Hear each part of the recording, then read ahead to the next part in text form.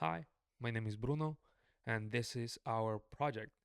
We made a Zelda themed pathfinding visualizer based on the map uh, of Hyrule from the video game Breath of the Wild. Our goal was to compare the Dijkstra algorithm and the A star algorithm on searches on a large scale weighted grid. Okay, great. Let's get started. So, the way that this project works is here we have actually the instructions for the user to use the project. First, we're going to set our start point, then we're going to set our destination or endpoint, and all of this is located in a 400 by 300 grid, which is actually our map. So each location on the grid is a node. So our starting point is our starting node, and our end or destination is our end node.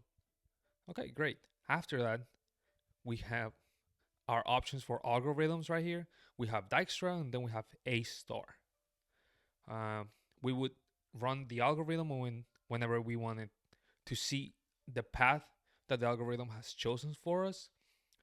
A couple of things that change the way the algorithm will decide the path are our terrain. Here we have different costs for terrains.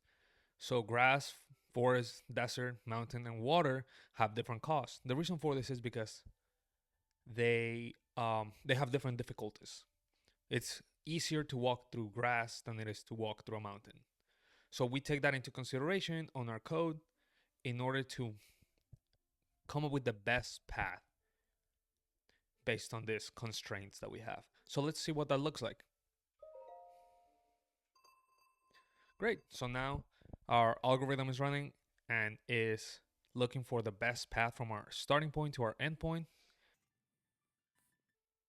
Great.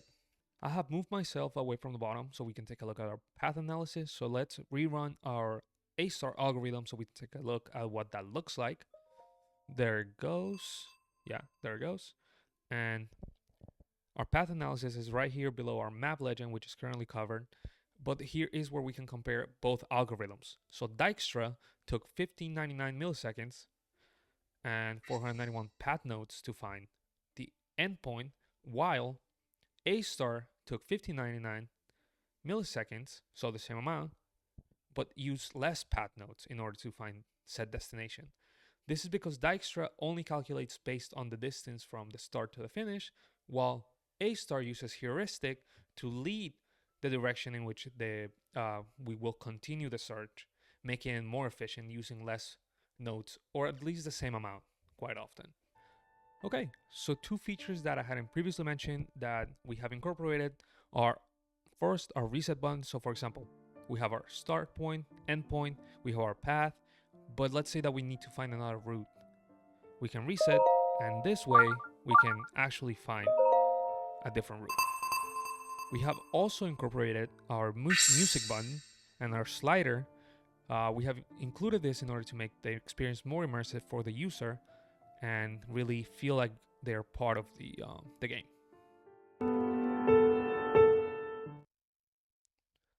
Okay, let's talk about the code.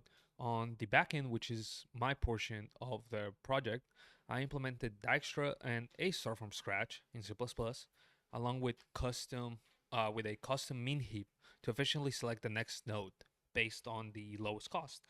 For A star, I use Chebyshev distance as a heuristic. We had originally considered using Manhattan distance, but since our graph allows diagonal movement, Chebyshev was a better fit and it reflected the actual movement cost and it was more efficient. Henry worked on the data preprocessing and front end. He used Python with the Pillow library to generate a data set of over 120,000 nodes that we store in the nodes.json.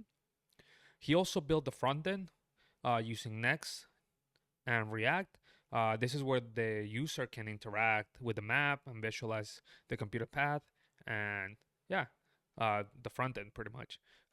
Pretty much the way that it works is the front end communicates with the back end through an API route that executes the C++ program and returns the path as a JSON. And that is how we implemented the program. Thank you very much for watching.